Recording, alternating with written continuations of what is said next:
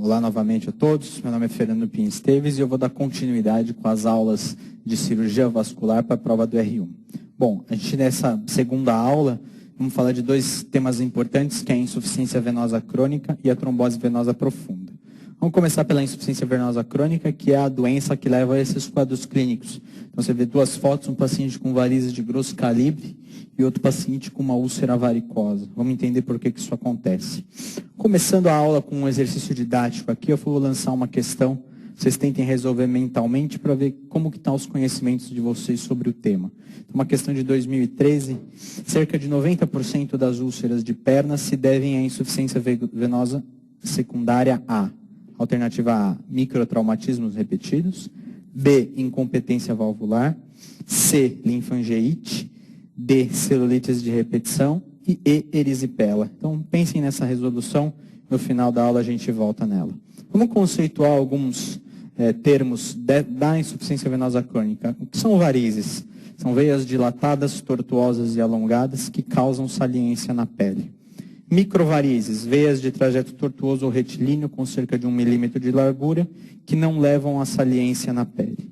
E as telangiectasias, capilares muito finos, isolados ou confluentes, sem sintomas, que levam apenas a um dano estético.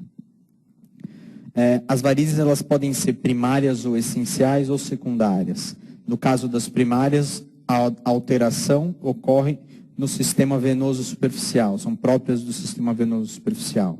Nas secundárias, vocês vão ter alterações do sistema venoso profundo, produzindo varizes superficiais.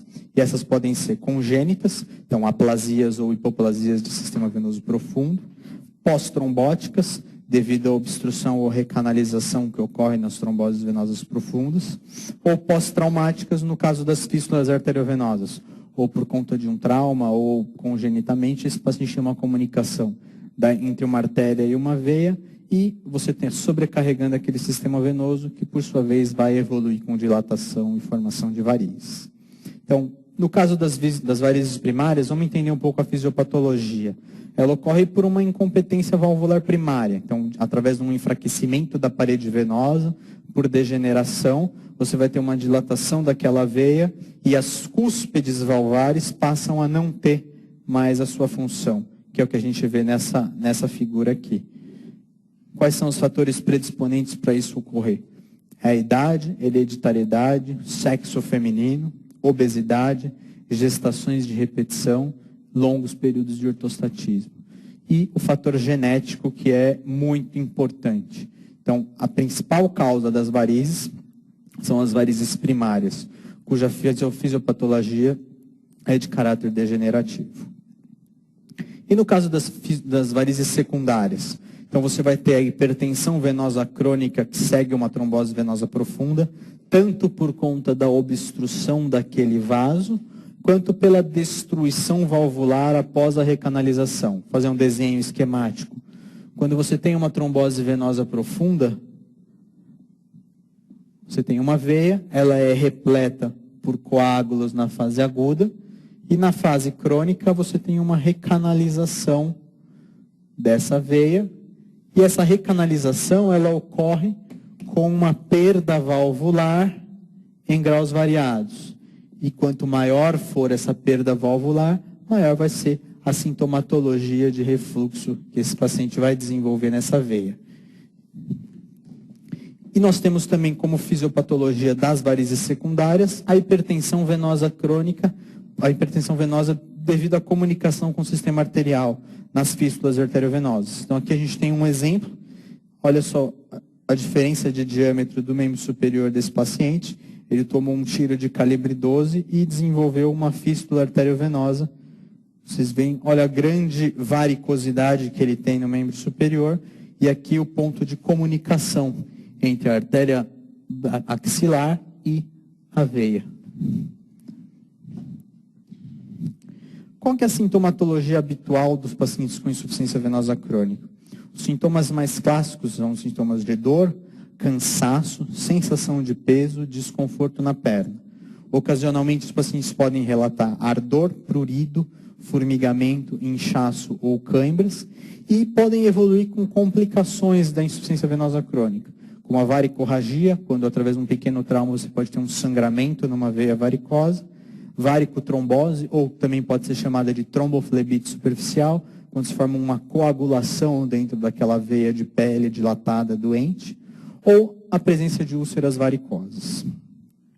Existe uma classificação chamada classificação SEAP, ela se chama SEAP porque ela é composta de 4 elementos. O C é clínico, o E é etiologia, o A é anatômico e o P é patofisiologia. Na classificação SEAP-C, a gente vai dividir os pacientes em 6 graus, sendo SEAP-C0 sem sinais, pacientes que não têm nenhuma telangiectasia, nenhuma veia, nenhuma variz. Pacientes com SEAP-C1, pacientes que apresentam só telangiectasias. SEAP-C2, só presença de varizes. SEAP-C3, presença de varizes com edema.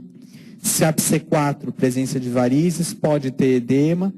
E alterações de pele. Que alterações de pele são essas?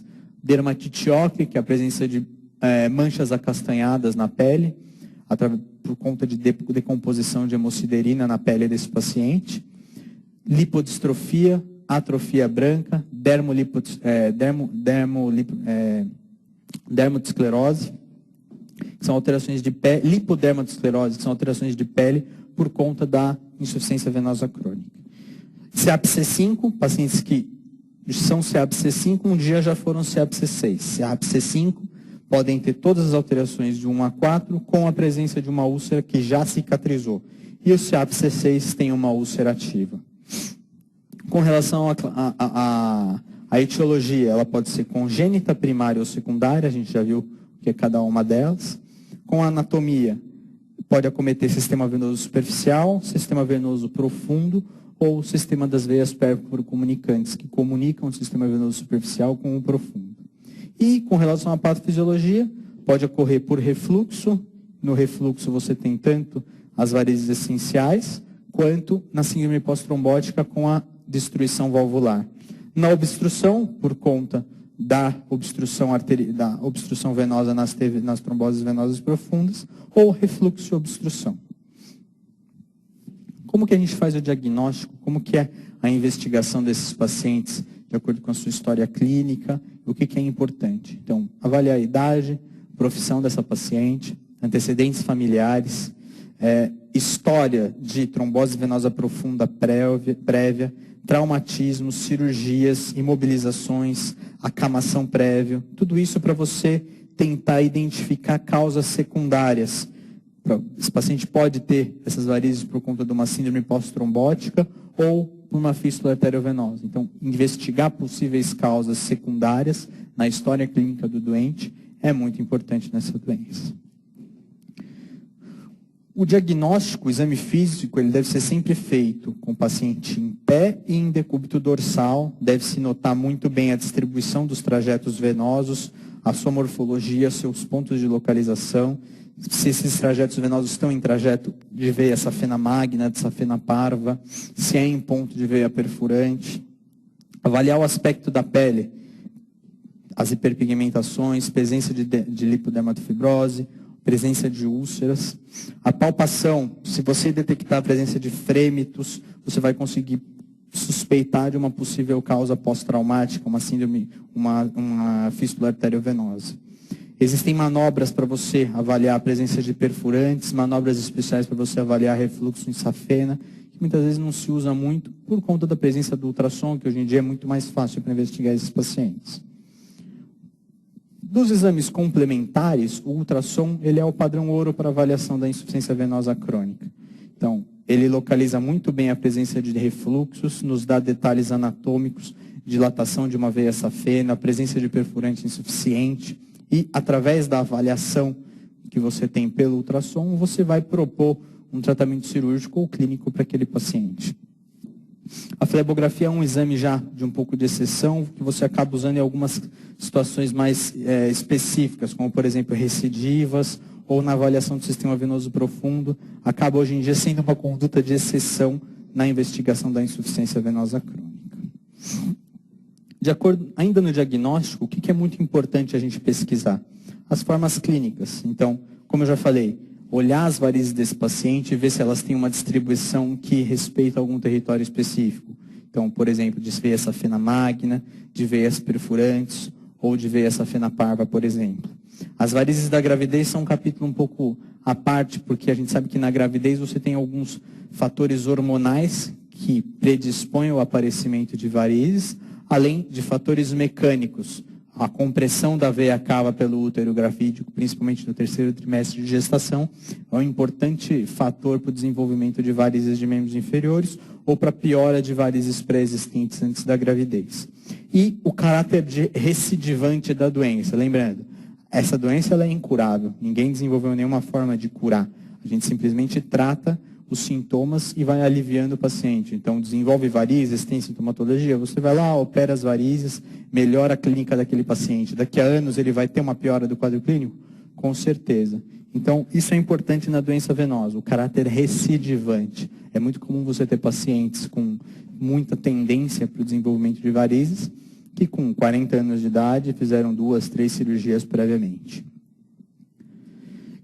Vamos falar de tratamento. Qual que é o objetivo do tratamento dos pacientes com insuficiência venosa crônica? Então, alívio dos sintomas, tratar ou prevenir complicações, varicorragia, tromboflebite, ocorrência de úlcera, prevenção de recorrências e satisfação cosmética. Então, o paciente chega, tem varizes, não tem queixa nenhuma, não tem dor, mas tem uma queixa estética, você pode lançar a mão no tratamento cirúrgico e melhorar a queixa estética daquela paciente. Quais são as medidas clínicas que a gente deve orientar esses pacientes, independente de você os operar ou não?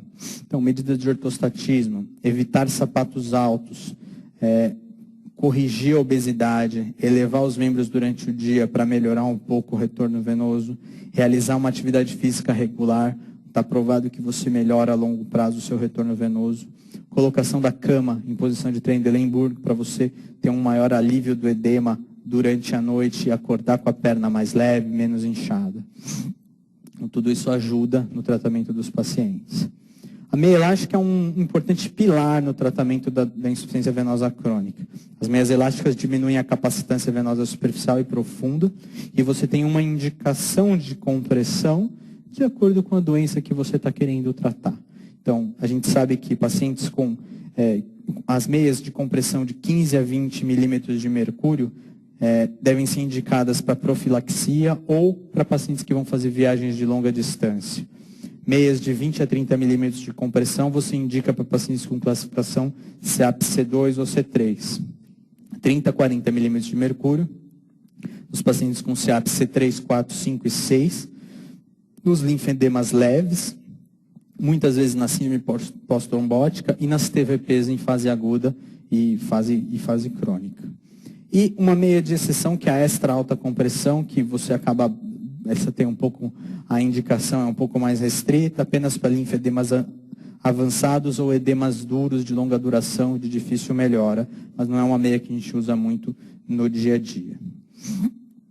Tem várias medicações que podem se utilizar, os flebotônicos, várias classes de drogas. Você tem flavonoides, benzopironas, metilxantinas, prostaglandinas. Todas essas drogas, elas podem atuar como uma terapia complementar, seja para você melhorar os sintomas de pacientes sem indicação cirúrgica ou pacientes que você operou e que persistiram ainda com queixa de dor, de edema eventual, você pode lançar mão dessas substâncias. Elas são medicações que agem reforçando a parede venosa, melhorando a microcirculação, melhorando a drenagem linfática daquele membro e diminuindo a permeabilidade capilar e o extravasamento de líquido para os tecidos. O tratamento das microvarizes e telangiectasias é feito através da escleroterapia. A escleroterapia é um tratamento onde você produz uma inflamação com obliteração vascular e ela pode ser feita de diversas maneiras. A principal é a escleroterapia química, e uma das principais substâncias utilizadas é a glicose, mas você também tem a escleroterapia elétrica, a escleroterapia térmica. Então, o objetivo é ter uma maior satisfação cosmética desses pacientes que têm classificação CEAP C1. Então, aqui exemplos de tratamento pré e pós da escleroterapia. No caso de microvarizes ou microvarizes, a gente faz a remoção através da técnica da agulha de crochê. Então, você faz microincisões, primeiro que o paciente em pé se marca as varizes que se quer melhorar, esteticamente ou clinicamente. Deita esse paciente, faz uma anestesia ou anestesia local. Através de pequenas incisões, você vai retirar esses trajetos venosos dilatados, através de pequenas incisõezinhas, e vai melhorar a satisfação cosmética desse paciente. Então, aqui uma combinação, paciente com telangiectasias e veias reticulares ou microvarizes, onde se fez técnica da agulha de crochê, a microcirurgia, com escleroterapia dos vasos, com uma boa evolução. Bom, no caso das varizes, que opções cirúrgicas a gente vai ter, de acordo com a sintomatologia e a apresentação clínica dos pacientes? Então, você pode fazer várias técnicas cirúrgicas para melhorar a sintomatologia e para melhorar aquela doença venosa. Desde uma ligadura da crosta de veia safena magna, flebostração total ou parcial da veia safena magna, ligadura de crosta ou flebostração de veia safena parva, retirada apenas dos trajetos varicosos que estão dilatados, visíveis, se você não tiver nenhuma doença de safena associada, ligadura das perfurantes insuficientes e, mais recentemente, as obliterações por radiofrequência ou laser. Então, você pode ter uma doença de safena com colaterais dilatadas, em vez de você tirar aquela safena, você queima ela através da radiofrequência ou do laser. Então, aqui exemplos, então, uma via de acesso inguinal, você faz uma fleboextração convencional, então a passagem do fleboextrator, retirada da veia safena magna através de eversão ou com o uso do fleboextrator. E a oclusão venosa por radiofrequência ou laser, onde através desses dispositivos, em vez de você retirar a safena, você produz uma obliteração com fibrose do vaso e que vai ter o mesmo efeito na melhora dos sintomas do paciente. Então, aqui um exemplo de um tratamento pré- e pós-operatório de varizes, paciente com varizes de grosso calibre, e o resultado após a retirada dessas varizes e o tratamento cirúrgico. Bom, falamos da insuficiência venosa crônica. Vamos falar agora de um tema mais importante e que qualquer médico, independente da área que for atuar, vai se deparar com isso, que é a trombose venosa profunda. E que muitas coisas se confundem com a insuficiência venosa crônica. São 2 capítulos da cirurgia vascular que tem muito a ver. Então, vamos começar, mesma coisa das outras aulas, vamos fazer um exercício didático aqui com uma questão, só para cada um entender qual que é o seu conhecimento do tema. Então, questão de 2015, paciente de 35 anos, tabagista e em uso de anticoncepcionais orais, foi submetida a uma dermolipectomia abdominal. O pós-operatório evoluiu com dor no membro inferior à dorsiflexão do pé e edema. O provável diagnóstico é A, simulação, B, trombose arterial, C, varizes de membro inferior, D, trombose venosa profunda e E, trombongeite obliterante. Tentem responder. Vamos falar um pouquinho da trombose venosa profunda. Como que a gente conceitua a trombose venosa profunda? Então, é uma doença caracterizada pela formação aguda de trombos nas veias do sistema venoso profundo. Tem sua incidência estimada em 60 casos por 100 mil habitantes por ano. Essa é uma estatística do nosso meio, pelo professor Maffei em Botucatu. Estimada nos Estados Unidos em 201 mil casos ano por Silverstein e colaboradores. Qual que é a fisiopatologia da trombose venosa profunda? Virchow descreveu uma tríade de fatores desencadeantes em que, se você tiver 2 ou mais desses fatores, você já tem uma condição favorável para a ocorrência de uma trombose dentro de uma veia, que são presença de lesão endotelial, situações de hipercoagulabilidade ou estase venosa. Então, esses 3 pilares são a tríade de Virchow, e para você ter uma TVP ou uma trombose, pelo menos 2 desses você vai conseguir identificar no paciente. Então, lembrando, os trombos, eles geralmente se formam em áreas de baixo fluxo, as veias soliares ou nas cúspides valvares. E a oclusão venosa, com a presença de sintomas, ela vai ocorrer 24 a 36 horas do início da formação do trombo. O que eu quero dizer com isso? Aqui está uma veia. O local de maior turbilhonamento venoso nessa veia é atrás da cúspide da válvula. Então, geralmente, o broto do trombo ele vai se iniciar nessa região. E a partir daqui ele vai progredir para o resto da veia.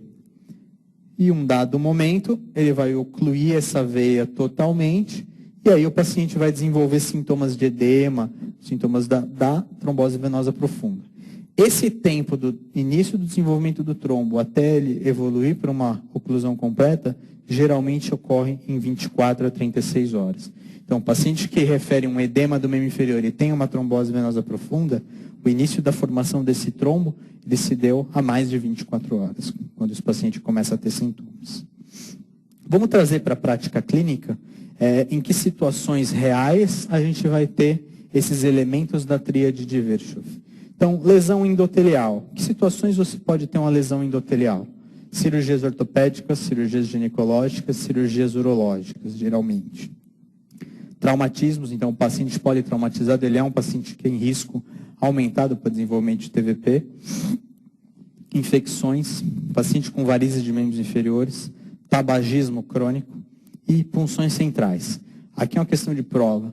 Qual que é a principal causa de trombose venosa profunda em veias cervicais, veias jugulares, veias subclávias? Punção de acesso venoso central.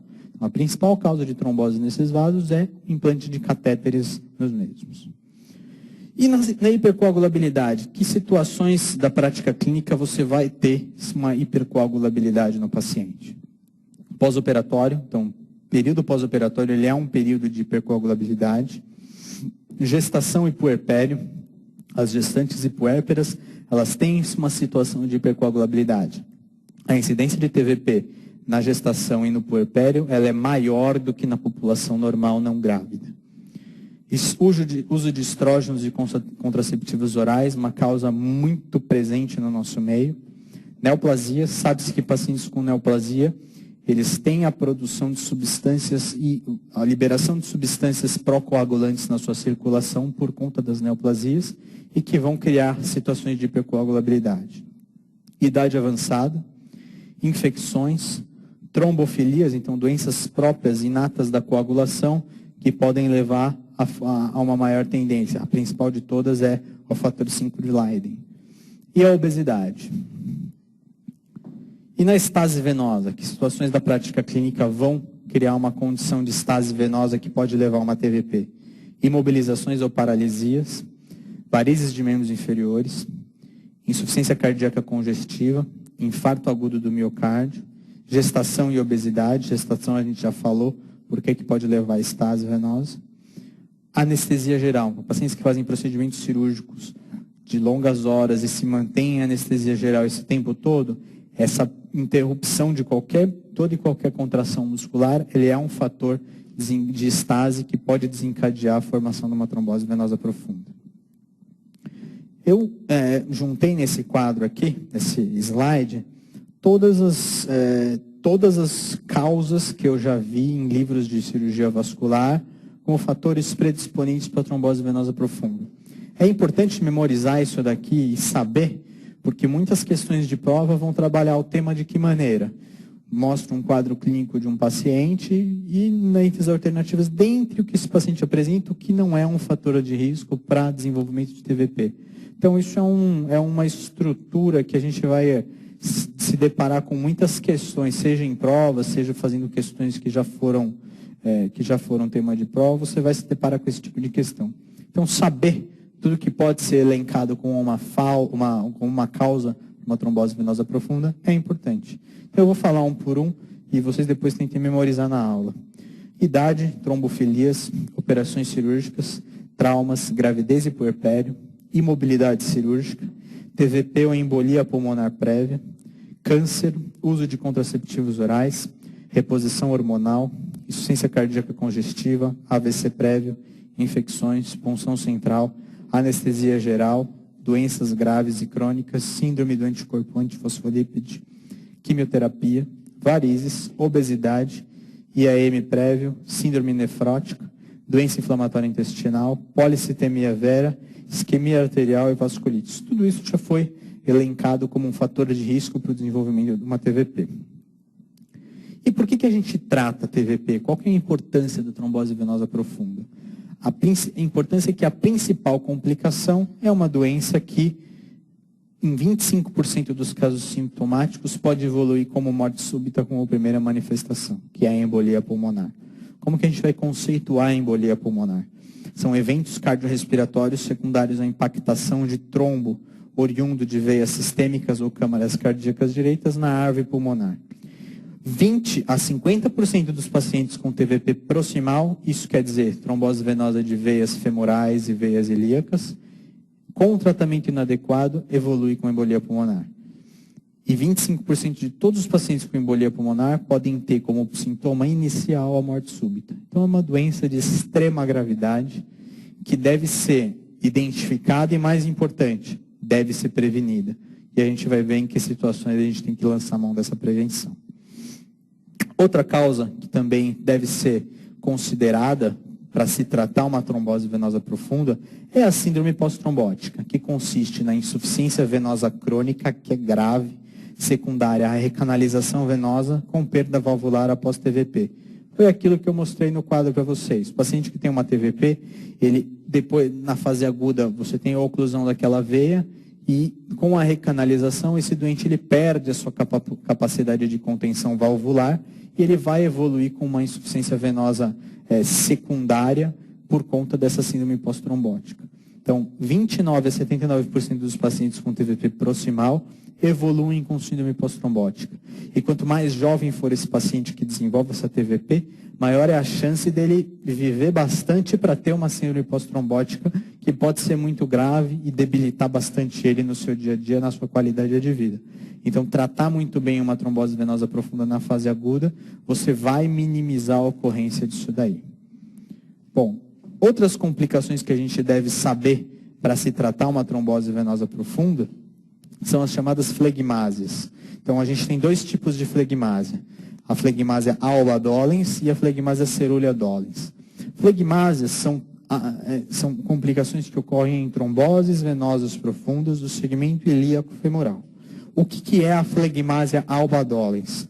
É uma trombose do segmento ilio-femoral com a ocorrência de um vasoespasmo arterial associado. Então, é o paciente que tem uma TVP e que, por conta de uma resposta inflamatória reacional a essa TVP, você tem um espasmo arterial associado. Então, são pacientes com dor e edema intenso em todo o membro, que geralmente evoluem com palidez, podendo ou não ter diminuição de pulso. Muitas vezes, a anticoagulação, o aquecimento, você melhora os sintomas desses pacientes. E outro tipo de flegmásia é a flegmásia cerulea dolens, que ela ocorre quando você tem uma trombose do segmento ilio-femoral total associada à trombose do sistema venoso superficial. Você tem uma ausência de refluxo, de retorno venoso nesse paciente. A apresentação clínica é um membro muito duro, edemaciado, cianótico, frio, e ele pode evoluir com o aparecimento de flictemas e com uma necrose cutânea que a gente chama de gangrena venosa. Então, muitas vezes o paciente pode ter pulso palpável e está evoluindo com necrose por conta dessa impossibilidade de retorno venoso que pode acontecer na flegmásia cerulea dolens. Então, há um risco de perda de membro muito grande nesses pacientes e é uma das complicações mais graves que o paciente pode ter numa trombose venosa profunda. Qual que é o quadro clínico desses pacientes com TVP? Três fatores mais importantes: dor, edema e empastamento muscular, presentes em mais de 85% dos casos. Além disso, outros sintomas que podem acontecer: dor no trajeto venoso, ao redor de 60%, dilatação de veias superficiais, então há uma vicariância do sistema venoso superficial para tentar melhorar aquele retorno venoso, em torno de 40%, cianose 17%, e alterações, testes clínicos que são importantes e que esses caem bastante em prova, a gente vai ver algumas questões. Então, sinal de Romans, que é a dorsiflexão dolorosa da panturrilha, ao redor de 60%, sinal de Bancroft, que é a palpação dolorosa da panturrilha, ao redor de 70%, e o sinal da bandeira, que é com você deixa o membro inferior fletido, com o joelho fletido, e você percute a panturrilha, e nos pacientes com TVP, você vai observar que você não tem aquela mobilidade da panturrilha com a musculatura relaxada, que num membro sem TVP é muito comum de acontecer. O que a gente vai lançar a mão de propedêutica auxiliar para o diagnóstico dessa doença? O duplex scan, ou Doppler venoso, ele é um exame dos mais utilizados, ele é o principal, é um exame não invasivo com boa resolução, ele é a rotina na prática clínica, então TVP hoje em dia você só faz Doppler, você já identifica qual que é o território da TVP, quais veias estão acometidas e você já tem o que você precisa de informação para realizar o tratamento desse paciente. Tem a desvantagem de ser um método examinador dependente, mas hoje em dia a prática para se fazer esse exame na TVP ela é muito difundida e muita gente sabe fazer isso muito bem. A flebografia, em termos de imagem, seria um padrão ouro, porém é um exame que você não usa. É um exame que exige um contraste, uma punção de uma veia, e que você não precisa desse exame para você fazer o tratamento do paciente com TVP. Estudos clínicos, para se buscar um rigor científico, muitas vezes podem lançar mão da flebografia, mas apenas por critérios científicos, e não porque isso vai mudar muito o tratamento e a evolução dos pacientes.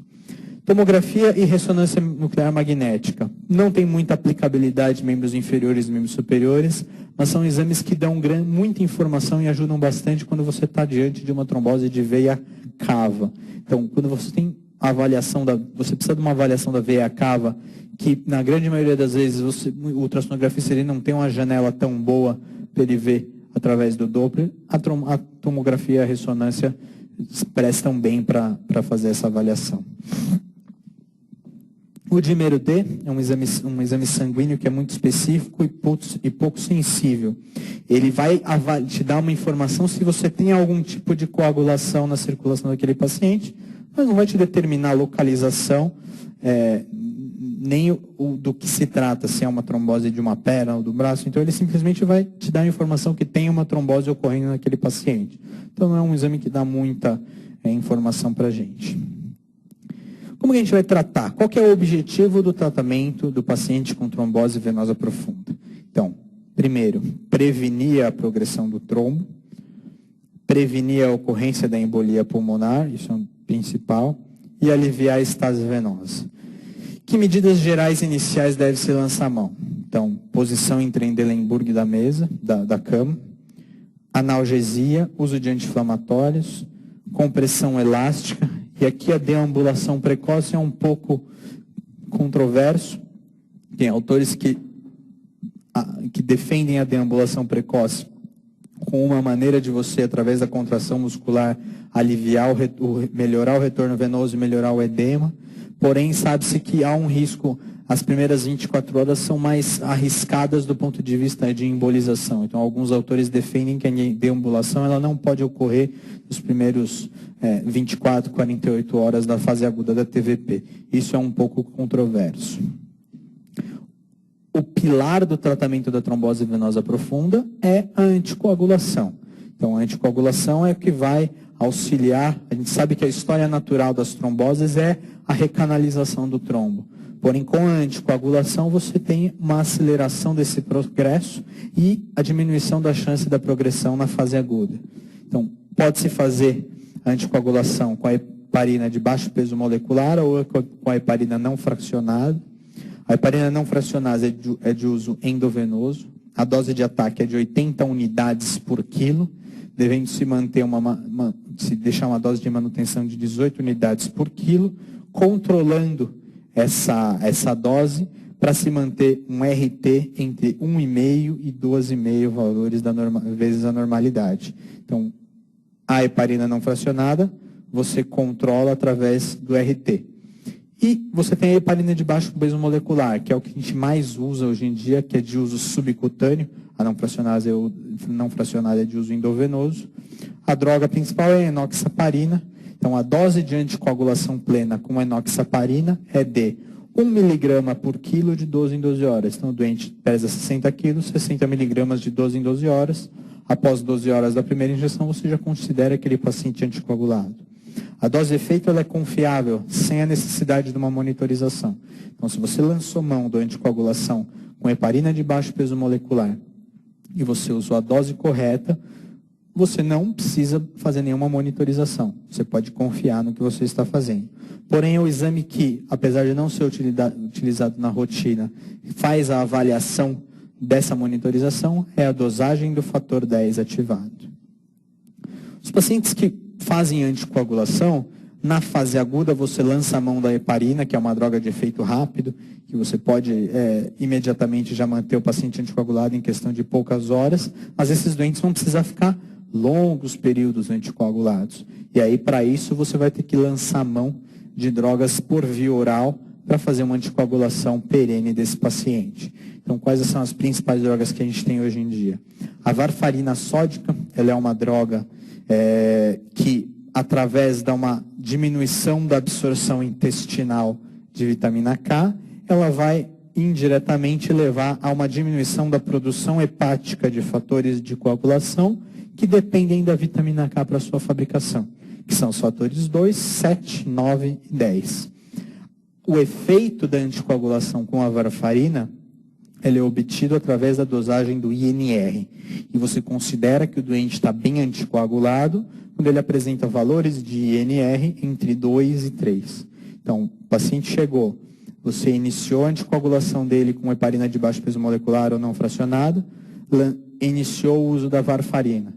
Enquanto você estiver ajustando essa dose da varfarina, e ela demora alguns dias para se ajustar, por quê? Porque quando você começa a inibição da absorção intestinal de vitamina K, você tem que esperar o seu organismo queimar as reservas hepáticas de vitamina K para você começar a ter um efeito mensurável na anticoagulação do paciente. Então, paralelamente à anticoagulação endovenosa ou subcutânea, você vai monitorando a anticoagulação com o uso da varfarina e no momento em que você atingir por 2 dias consecutivos com a dose que foi utilizada de varfarina, um INR entre 2 e 3, você pode suspender a anticoagulação com heparina e esse doente pode ser liberado para casa utilizando a varfarina na dose que ele conseguiu atingir aquela anticoagulação com INR entre 2 e 3. Então, essa é dessa maneira que se faz a anticoagulação com a varfarina. Mais recentemente, a gente começou a ter um anticoagulante oral, chamado Rivaroxaban, nome comercial é Xarelto, que ele é um inibidor do fator 10 ativado, então ele é um anticoagulante direto. Ele age como uma heparina, ele não tem uma anticoagulação indireta, como é o efeito da varfarina. Então, através da inibição do fator 10 ativado, você tem a anticoagulação. E o Xarelto, o Rivaroxaban, assim como a heparina de baixo peso molecular, ela é uma medicação que a dose e efeito ela é confiável sem a necessidade de controle ambulatorial, de controle laboratorial. Então, você iniciou o tratamento com o Rivaroxaban, você pode esperar que esse paciente ele vai, em 12 horas, atingir uma anticoagulação oral adequada e você pode liberar ele para casa assim que você tiver atingido isso. Outro tratamento que a gente pode lançar mão atualmente é a fibrinólise locorregional, que pode ser feita através da colocação de um catéter multiperfurado dentro do trombo e a injeção de fibrinolítico em baixas doses com emprego de flebografias de repetição para você avaliar essa resposta. Esse tratamento ele é um tratamento que visa absorver os trombos na fase aguda para minimizar a síndrome pós-trombótica e minimizar o risco desse paciente desenvolver uma insuficiência venosa crônica grave. Além da fibrinose locorregional, você pode lançar mão da trombectomia mecânica, que antigamente era mais realizada cirurgicamente, através de um acesso cirúrgico e remoção dos trombos com um catéter de Fogarty, mas que mais recentemente você começou a ter dispositivos de aspiração de trombo endovasculares. Então, através de uma pequena incisão, você bota um catéter de aspiração de trombo específico ou dispositivos de aspiração de trombo e você consegue aspirar aquele trombo. Então, o objetivo é de minimizar os efeitos tardios da síndrome pós-trombótica e geralmente se lança a mão em veias de grande calibre. Quanto maior o calibre da veia acometida, maior a chance do desenvolvimento de síndrome pós-trombótica. No caso das flegmasas, esse tratamento tem uma grande importância quando você tem um risco de perda de membro por gangrena venosa que ameaça aquele membro na fase aguda. Então, muitas vezes você lança a mão desse tratamento para tentar ter uma lise daqueles coágulos rápida e diminuir a chance do paciente perder o membro. Outro tratamento que deve-se ter sempre em mente é o uso do filtro de veia cava. Então, existem indicações absolutas para você empregar um filtro de veia cava. O filtro de veia cava é um dispositivo que ele inibe qualquer embolia pulmonar? Não. Mas ele inibe embolias pulmonares de coágulos que tenham um diâmetro maior que a malha do filtro que você está empregando. Então, geralmente, embolias pulmonares mais graves, que vão acontecer com trombos maiores, o filtro vai inibir. Porém, pequenas embolias, por conta de coágulos pequenos, podem passar através das malhas do filtro. E muitas vezes são embolias que não vão determinar nenhum sintoma clínico. Então, quais são as indicações absolutas para o uso do filtro de veia cava? Contraindicação à anticoagulação. Então, um paciente tem uma neurocirurgia recente por um sangramento e na semana seguinte desenvolve uma TVP. O risco de sangramento cerebral desse paciente, se você lançar a mão de uma anticoagulação, é proibitivo. Então, você não anticoagula e lança a mão do filtro de veia cava, como um exemplo.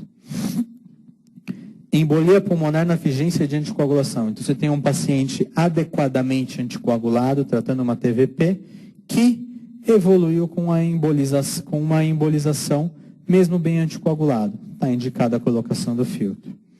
Suspensão forçada da anticoagulação. Então, aquele paciente que você está anticoagulando e no meio da sua anticoagulação ele tem uma hemorragia digestiva alta por uma úlcera gástrica. Você não pode continuar com essa anticoagulação. Então, você suspende o anticoagulante e lança a mão do implante de filtro de veia cava. Trombo iliofemoral flutuante, a flebografia. Então, se você fizer uma flebografia ou uma angiotomografia para investigar esse paciente, você vê que tem um trombo flutuante, isso é, um trombo pediculado que tem um pedaço no meio da veia cava e que pode fragmentar e soltar, você pode ter isso como uma indicação. Imediatamente após a embolectomia pulmonar. Então, se tiver um paciente com embolias maciças, com choque hemodinâmico grave, você lança a mão de um tratamento cirúrgico na fase aguda, seja com tromboembolectomia mecânica, seja com aspiração do trombo, está indicada a colocação do filtro de cava logo após o procedimento. E como indicações relativas para implante de filtro de veia cava, a gente tem a embolia séptica e a baixa reserva pulmonar. O que eu quero dizer com isso? Pacientes que tenham doença pulmonar obstrutiva crônica ou que já tiverem embolia pulmonar e que tenham uma baixa reserva pulmonar, isto é, se esse doente tiver alguma nova embolização, pode ser fatal para ele, você pode lançar a mão do filtro de cava, mesmo que ele não preencha as indicações absolutas que a gente já discutiu aqui. Então, com isso a gente resume muito bem como se emprega o filtro de veia cava na trombose venosa profunda. Bom, vamos falar um pouquinho de profilaxia. Isso é uma das coisas mais importantes para quem não é cirurgião vascular, porque a trombose venosa profunda é uma doença que você tem que saber tratar, mas acho que é muito mais importante você saber prevenir. Então, eu vou falar um pouquinho do protocolo de profilaxia cirúrgico e clínico. Vamos começar pelo clínico. Então, qual que são as indicações? Risco baixo. Quem que é o paciente com risco baixo de ter uma trombose venosa profunda? Qualquer paciente internado numa enfermaria de clínica médica. Então, uma menina de 22 anos que tem uma infecção urinária grave e está tomando antibiótico. Orientação, movimentação no leito e deambulação precoce, reavaliando diariamente a presença de trombose venosa profunda. Risco moderado. Quem vai ser o paciente com risco moderado? Pacientes com mais de 65 anos, acamados por doenças clínicas, sem outros fatores de risco. Então, no risco moderado, qual que é a orientação? Você pode usar a profilaxia com heparina de baixo peso molecular, com uma vez ao dia, dose menor. O que é dose menor de heparina de baixo peso molecular quando se fala em profilaxia de TVP? 20 miligramas por dia. O que é dose maior de heparina de baixo peso molecular para profilaxia? 40 miligramas por dia. Vamos lembrar, qual que era a dose de anticoagulação plena com a heparina de baixo peso molecular? 1 miligrama por quilo de 12 em 12 horas. Quais são as doses de profilaxia? É a dose menor, 20 miligramas por dia, ou a dose maior, 40 miligramas por dia. independente de peso. Então, isso vale a pena, tem que ficar gravado. Então, voltando no risco moderado, orientação, heparina de baixo peso molecular, uso subcutâneo, dose menor, 20 mg por dia, uma vez ao dia. Ou você pode lançar mão da heparina subcutânea, popular Liquimine, na dose de 5.000 unidades, subcutâneo, 2 vezes ao dia. Quem que vai ser o alto risco? Qualquer doença que tenha embolia pulmonar ou TVP prévia. Qualquer doença que tenha associada a trombofilia. Pacientes com infarto agudo do miocárdio. Doenças associadas a outros fatores de risco para TVP. AVC, lesão medular ou qualquer paciente em UTI. Qual que é a recomendação para esse grupo que é o alto risco nos doentes clínicos? Heparina de baixo peso molecular, dose maior, 40 mg uma vez por dia. Ou heparina subcutânea, 5.000 unidades, 3 vezes ao dia. Ou você pode usar heparina não fracionada ou varfarina, mantendo um RT entre 1,5 ou INR entre 2 e 3, mas isso a gente emprega muito pouco. Faz parte da recomendação, pode ser utilizado, mas não se usa na prática clínica. Geralmente se usa ou o Liquimine ou a heparina de baixo peso molecular. Vamos falar dos doentes cirúrgicos. Então, de acordo com a estratificação de risco, quem é risco baixo, moderado ou alto risco? Quem vai ser o risco baixo nos doentes cirúrgicos? Então, operações em pacientes com menos de 40 anos, sem outros fatores de risco. Operações menores, isso é, de menos de 30 minutos e sem a necessidade de repouso prolongado, com pacientes de mais de 40 anos, sem outros fatores de risco que não a idade. Ou traumas menores. Então, isso aqui é o doente de 35 anos que internou para operar uma hérnia, tá? Simplificando. Baixo risco. Qual que é a recomendação? Movimentação no leito, deambulação precoce, sem recomendação de profilaxia medicamentosa. Risco moderado. Quem vai ser risco moderado? Cirurgias maiores, cirurgia geral, ginecológica ou urológica, em pacientes de 40 a 60 anos, sem fatores adicionais de risco. Ou cirurgias em pacientes de menos de 40 anos que estão tomando estrógenos. Então, menina internou para fazer uma cirurgia simples, mas é usuária de anticoncepcional. Tem indicação de profilaxia. Quais são as recomendações? Heparina subcutânea, 5.000 unidades de 12 em 12 horas, devendo se iniciar 2 a 4 horas antes da cirurgia, se for uma anestesia geral, 1 hora após a punção, se for um bloqueio. Ou heparina de baixo peso molecular, dose menor, 20 mg por dia, iniciando 2 horas antes, se for anestesia geral, ou 12 horas antes, se for um bloqueio. Sendo que pacientes que tenham maior risco de hemorragia, seja por condição clínica do doente ou pela doença que esteja operando, pela cirurgia que esteja fazendo, essa recomendação pode ser substituída pelo uso de meias antitrombóticas. Tem a mesma eficácia. E alto risco nos doentes cirúrgicos, quem vai ser? Então, cirurgia geral em paciente com mais de 60 anos, cirurgia geral em pacientes de 40 a 60 anos com fatores de risco adicionais, cirurgia maior em pacientes com história de TVP ou embolia pulmonar pregressa ou trombofilias, grandes amputações, amputação de perna, amputação de coxa, cirurgias ortopédicas maiores. O que é uma cirurgia ortopédica maior? Qualquer prótese, então prótese de joelho, prótese de quadril, cirurgia de fratura de diáfise de osso longo, então fratura de fêmur, fratura de tíbia. Cirurgias maiores em pacientes com neoplasias malignas, cirurgias maiores em pacientes com outros estados de hipercoagulabilidade, traumas múltiplos com fratura de pelve, quadril ou membros inferiores. Para esse grupo que a gente enquadra em alto risco, qual é a recomendação de profilaxia?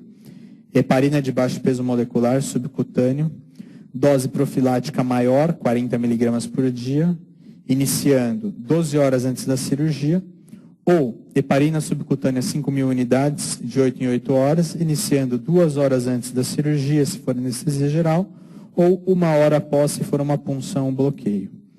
Se você tiver um grande risco de hemorragia, essa recomendação pode ser substituída pelo uso de dispositivos de compressão pneumática intermitente. Tem uma eficácia similar. Bom, vamos falar um pouco das questões. Vou começar voltando naquela questão da aula de insuficiência venosa crônica, questão de 2013. Cerca de 90% das úlceras de perna se devem à insuficiência venosa secundária A. Lembrando, qual que é a principal causa de insuficiência venosa? São as varizes essenciais, são as primárias. E isso acontece por uma incompetência valvular primária, por degeneração, a dilatação da veia, você perde a complacência valvular e aí você desenvolve sintomas de insuficiência venosa. Vamos ver as alternativas. A. Microtraumatismos repetidos. Não faz parte da fisiopatologia da doença. B. Incompetência valvular. Isso está correto. Linfangeite. A incidência de úlcera varicosa não tem relação com episódios de linfangite ou erisipela na perna dos pacientes com insuficiência venosa crônica. D. Celulites de repetição. Mesma linha. Erisipela, também mesma linha. A alternativa correta é a B. Incompetência valvular primária. Questão de 2012 da UEL. Quanto à insuficiência venosa crônica, assinale a alternativa correta. A. A úlcera, quando espontânea, costuma surgir principalmente acima dos maléolos. Isso aqui está correto. O ponto principal da ocorrência de úlcera varicosa é na região dos maléolos. B. A dermatite óssea deve-se à presença de proteínas no subcutâneo. Na verdade, é a metabolização da hemosiderina no tecido que leva à formação da pigmentação da dermatite óssea. A erisipela não é uma complicação da insuficiência venosa crônica. Na verdade, os pacientes com insuficiência venosa crônica têm uma maior incidência de episódios de erisipela. O eczema de estase é resultado direto do aumento de hemácias na região. Na verdade, há uma vasodilatação periférica por um processo inflamatório. O tratamento local deve incluir pomadas e pós-secativos. Na verdade, você pode usar alguma pomada quando você tem uma úlcera, mas para o tratamento da úlcera, seja para realizar um desbridamento ou para melhorar uma granulação, mas nunca para você tratar a insuficiência venosa sem sulato.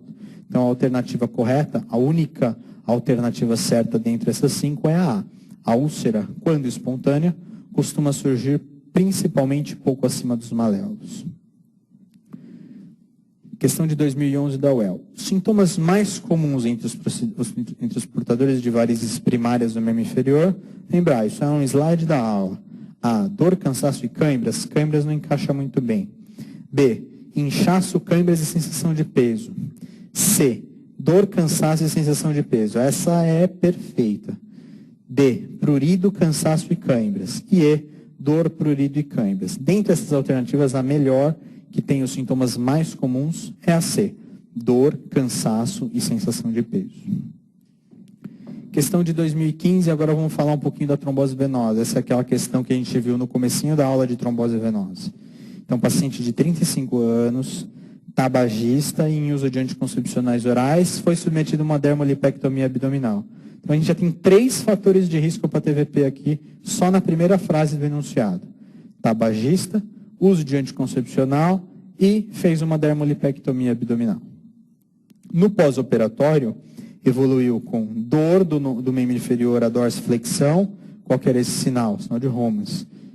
E edema. Então, você viu um enunciado com uma paciente com 3 fatores de risco para TVP, com dor, a dorsiflexão e edema. Tem que pensar em TVP.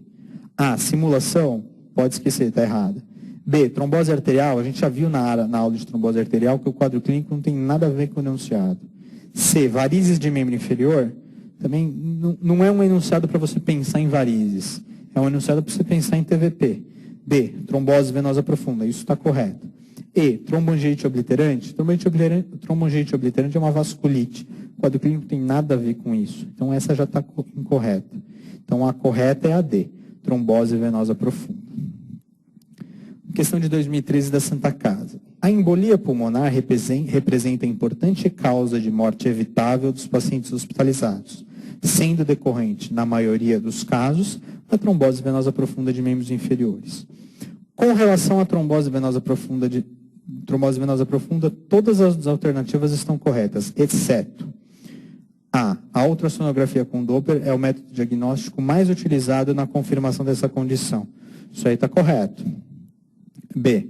O tratamento inicial é a anticoagulação sistêmica com heparina não fracionada ou de baixo peso molecular. Também está correto. Pacientes com alto risco para desenvolvimento para essa condição devem receber profilaxia de TVP através do uso de antiagregantes plaquetários. Em algum momento da aula de TVP eu falei de profilaxia com antiagregante plaquetário. Antiagregante plaquetário é uma profilaxia para paciente com aterosclerose, com insuficiência arterial periférica, com doença de carótida. Não se encaixa em TVP.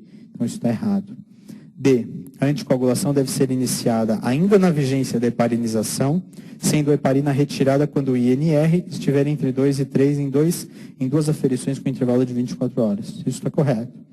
E E, em casos selecionados em pacientes com contraindicação à anticoagulação, pode ser indicada a passagem de filtro de veia cava inferior, que também está correto. Então, a única alternativa incorreta é a C. Paciente com alto risco para essa condição devem receber para profilaxia de TVP, devem ser receber para profilaxia através do uso de antiagregantes plaquetários. Questão da Unifesp, paciente de 56 anos, diabética A12, queixa-se de ferida no pé direito há um mês. Ao exame físico, há formação de calosidade plantar ao nível da cabeça do primeiro metatarso, com orifício central por onde há saída de secreção seropurulenta com odor fétido.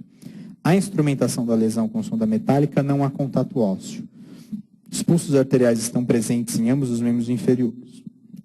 O quadro é compatível com um pé diabético do tipo A. Neuropático infeccioso, B. Isquêmico infeccioso, C. Neuropático não infeccioso, D. Isquêmico e neuropático e E. Simples não infeccioso. Bom, essa é uma aula que não tem, essa é uma questão que não tem nada a ver com a aula, que eu coloquei mais para a gente falar um pouquinho de pé diabético. Então, vamos falar um pouco de pé diabético. Então, o que é pé diabético? São alterações que ocorrem nos pés decorrentes de complicações do diabetes mellitus. Quais são essas complicações? Neuropatia diabética, micro e macroangiopatia diabética e infecção. Neuropatia ocorre, você tem uma isquemia dos nervos e você desenvolve sintomas de neuropatia. Então, você tem alteração de sensibilidade distal e alteração de inervação muscular distal.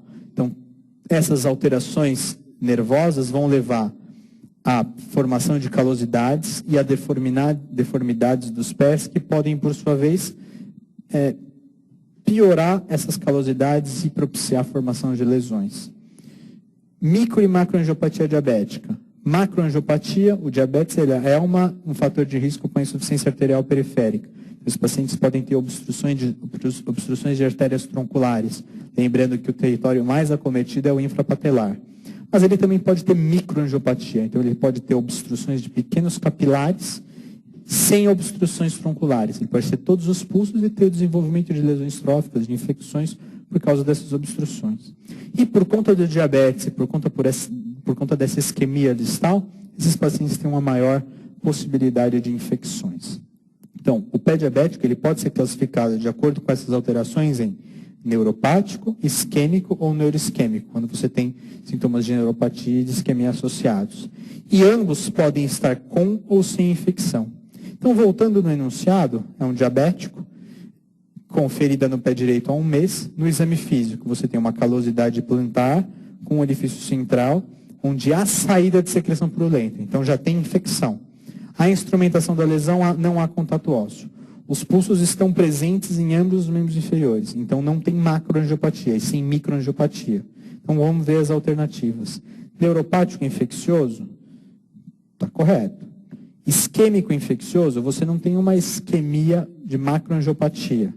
Neuropático não infeccioso, não infeccioso está o incorreto, você tem infecção. Isquêmico e neuropático. Isquêmico não encaixa muito bem. Simples não infeccioso não tem nada a ver com a classificação. Então, a alternativa correta vai ser A. É um pé neuropático, isto é, você tem sintomas de neuropatia, você tem calosidade plantar, você tem deformidade e você tem uma infecção local. Então, a alternativa correta é a A, neuropático infeccioso. Bom, muito obrigado pela atenção, estou à disposição para dúvidas, até a próxima aula.